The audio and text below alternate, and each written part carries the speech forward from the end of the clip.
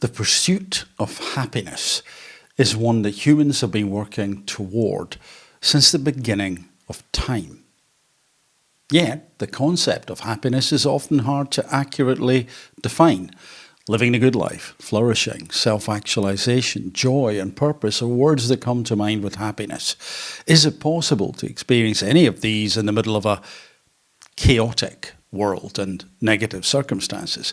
Can we learn to grow or find skills that lead to this good life?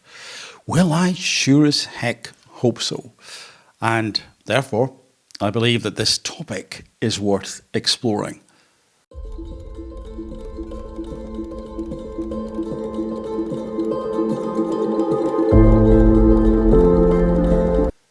To assist us, we will access some articles. We'll begin with this one. Seligman's PERMA Model explained a theory of well-being. And from this article came the words that I read earlier, a few seconds ago. Let's continue then. What is the PERMA Model? Abraham Maslow, 1962, was one of the first in the field of psychology to describe well-being, with its characteristics of a self-actualized person. The description of self-actualization is a foreshadowing of the PERMA Model, which outlines the characteristics of a flourishing individual and well-being theory, WBT. In 1998, Dr. Seligman used his inaugural address as the incoming president of the American Psychological Association to shift the focus from mental illness and pathology to studying what is good and positive in life. From this point in time, theories and research examined positive psychology interventions that help make life worth living and how to define, quantify and create well-being. This was a real seminal moment. There was a big shift with Dr. Seligman's address. Now, it doesn't mean to say that people stopped looking at mental illness or pathology. What it meant was that resource was ploughed into the idea of, well, in many ways, prevention. In many ways, instead of looking at things once they had gone wrong, to say, well, why did they go wrong and can we prevent it? It's a very simplified version of what he was talking about, but its importance should not be underestimated. In developing a theory to address this, Seligman, 2012, selected 5 components that people pursue because they are intrinsically motivating and they contribute to well-being. These elements are pursued for their own sake and are defined and measured independently of each other. Additionally, the 5 components include both eudaimonic and hedonic components, or hedonic components, setting WBT, this well-being idea, apart from other theories of well-being. So, first of all,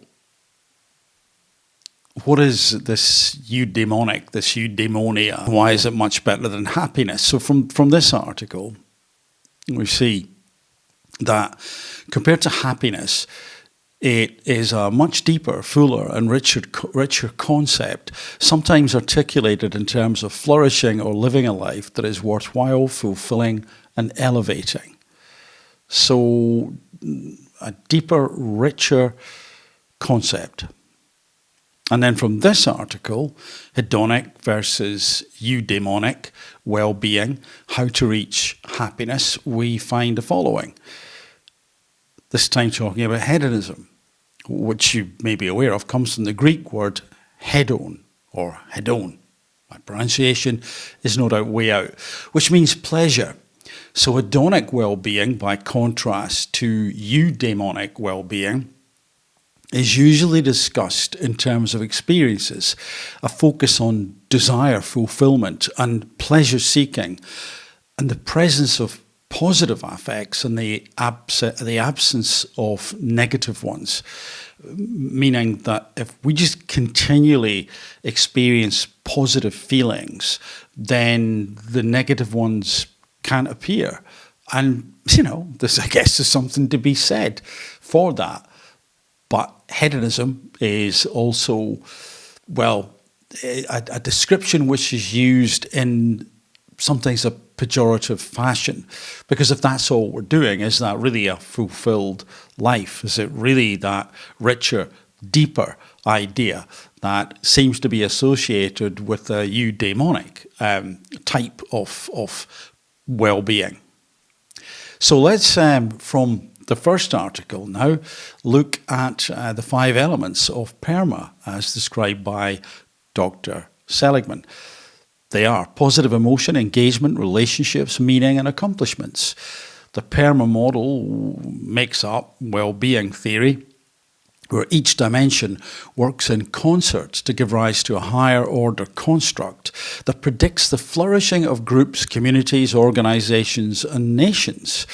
And you see there that it says works in concert. Each dimension works in concert. And I think that's really important. One of the good things about this particular model, so that I guess one of the ways to describe it would be the sum of the parts being greater than the whole, and I believe that to be very true. So let's begin with the P, positive emotion. Positive emotion is much more than mere happiness. Positive emotions include hope, interest, joy, love, compassion, pride, amusement, and gratitude.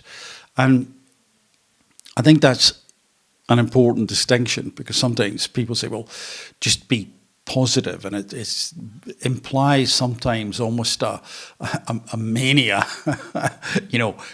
grinning, a rictus grin, a sort of subclinical Joker character. And instead, no, it's not that. We could experience those things, and sometimes do, of course, but important to focus on these words: hope, compassion, pride, amusement. So humour's in there as well, and I just think that's a great description of the P, the positive emotion or emotions. When individuals can explore, savour, and integrate positive emotions into daily life and visualizations of future life, if that is your thing, it improves habitual thinking and acting. Positive emotions can undo the harmful effect of negative emotions and promote resilience.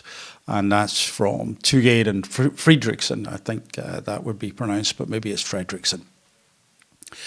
Oh, yeah, I think it is Fredrickson, actually. If it's Fredrickson, I'm thinking about Barbara. But anyway, I digress. So let's just look at that for a second, particularly the part. Positive emotions can undo the harmful effects of negative emotions and promote resilience. So it's none of the negative emotions will necessarily have not had an impact, that things just bounce off us. It's that they can help undo them. And I tend to think about this also as being, again, connected to something I've mentioned before, the law of dominant emotions. So if you've got more positive emotions, then not only do they, or can they, outweigh the negative emotions, but they can help them, will be attenuated. Their effect is much less. It doesn't mean to say they're not there. I guess there will be situations where they may evaporate entirely, but that could be back to that almost manic state. This is, I think, a more realistic way to consider it, that the more upbeat, if I could call them that, emotions are there more regularly during any given day, week, or month than the downbeat, if I could call them that, emotions. And so we're in greater balance, even though in one sense we're out of balance. We're skewed towards the positive emotions. So ways to build positive emotion may include spend time with people you care about. Absolutely. The socialization, the social aspect is so important.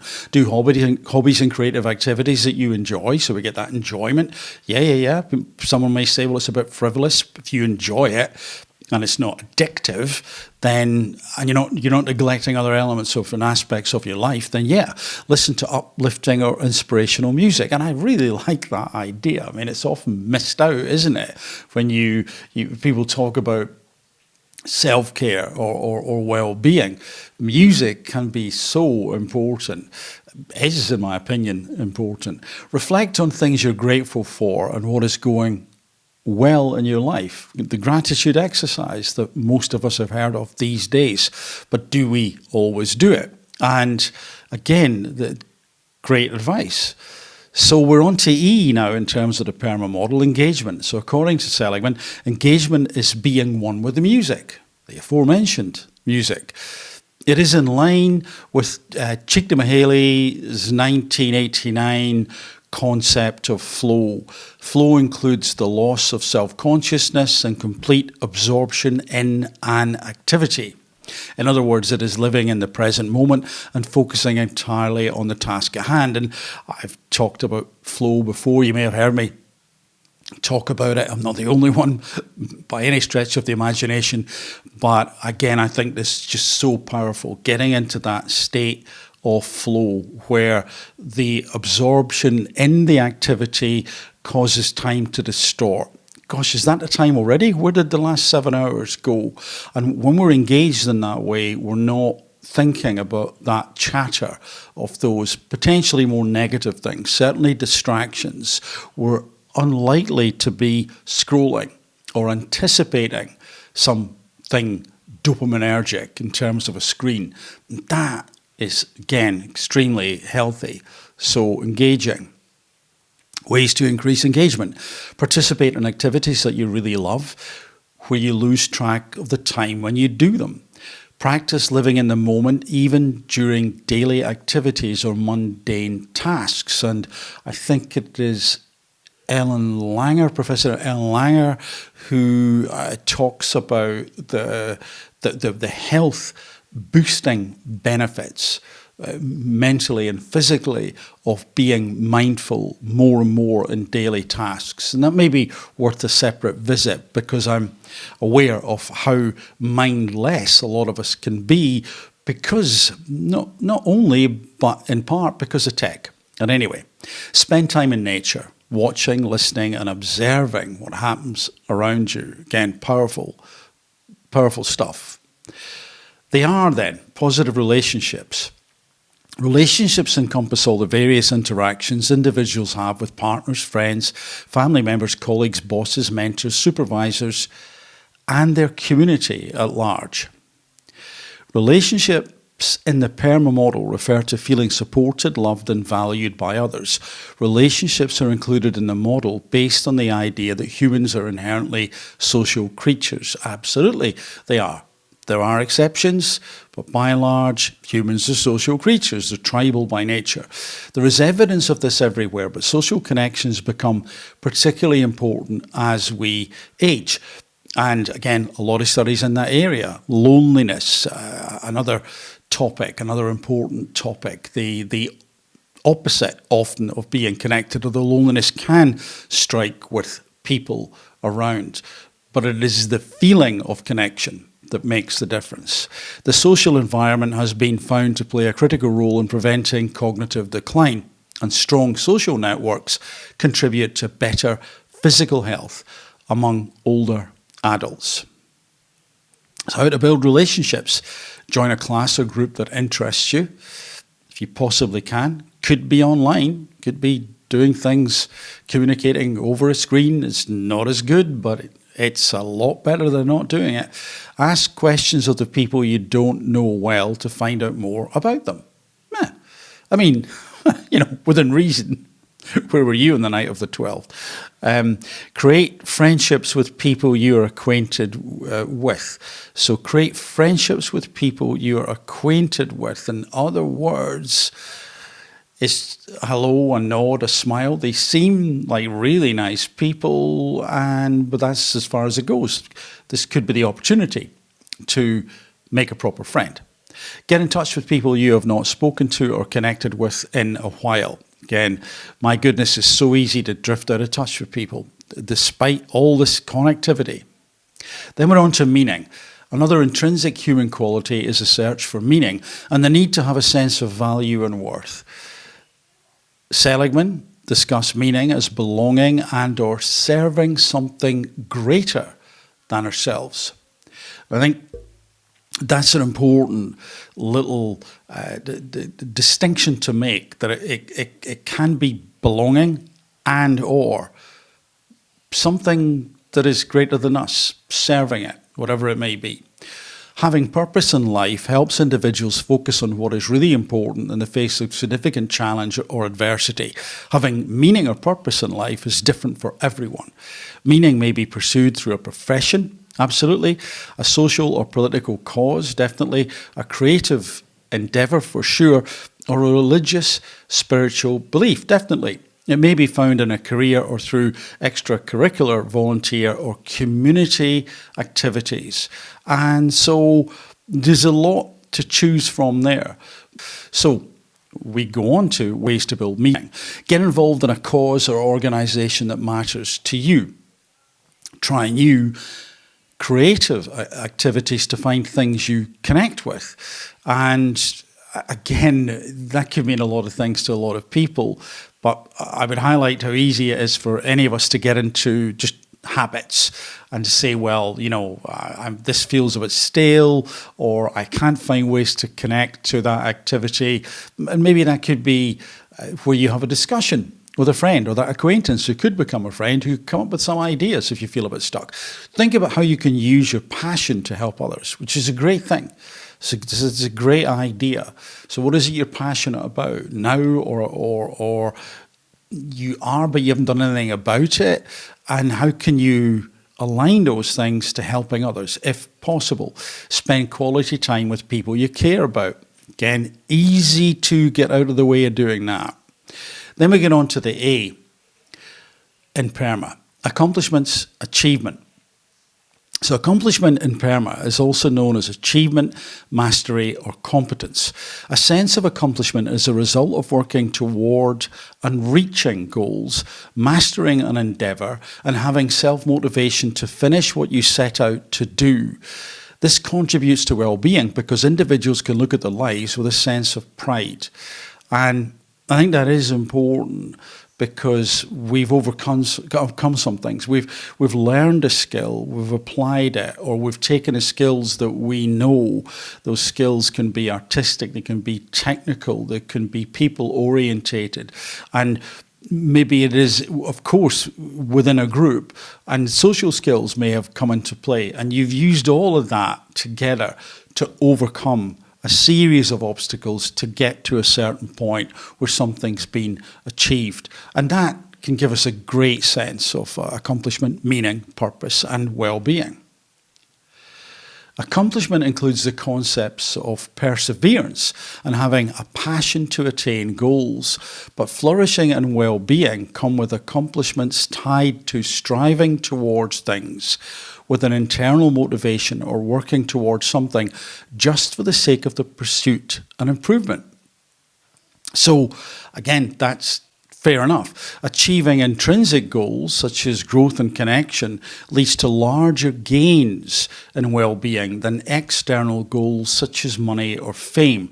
And one thing that I've said over the years is that if you want to keep going when the going gets tough, as you're heading towards a goal or goals, then I believe that it rather than the money or fame, as it mentions there, if it is connected to doing something which is inherently good, that will help people, may well help you, that's great, of course. Don't ignore yourself. Be kind to yourself. But also, if it's helping other people, if it's part of this bigger cause that will make a positive difference, I think it's easier to keep on going. And because it's easier to keep on going and persevere, the chances are greater that we will have that bigger boost when we reach that goal. But the journey itself is important. Even if we don't reach the goal, it's really, I think, incumbent upon each and every one of us to remind ourselves about how we've changed. Because for a lot of people, that is the goal. We change as an individual and we help these people. Maybe exactly what we set out to do wasn't achieved, but something was something good. Anyway, so ways to build accomplishment. Set goals that are smart, specific, measurable, achievable, realistic, and time-bound. And again, I have to say this was written a little while ago, 2018. Smart goals, yeah, they're good for some things, but I would not argue, I would highlight what is achievable and what is realistic, according to who or whom. What does that mean? Realistic. Depends who you talk to. So when setting those goals, be aware of energy vampires. Be aware of people who just don't want you to begin because you're going to move out of their comfort zone. No, don't worry about moving out of yours. That will happen. But it's their comfort zone they're worried about. So realistic, yeah. Achievable, yep, says who. Depends who you talk to. Reflect on past successes, very important to remind ourselves that we are competent in some ways. Look for creative ways to celebrate your achievements, definitely. Along the way, have the party, so to speak. Sit back, socialize, take time to recognize how far you've come. Because in recognizing that, when you head to the next obstacle, you've reminded yourself that, hey, we've already done this. And then the plus in PERMA, the eagle-eyed among you may have noticed that there was PERMA plus. So what is the plus? Happiness goes beyond just these 5 elements. The plus can include other important areas as well, such as optimism, nutrition, physical activity, and sleep. These are areas equally important to mental well-being.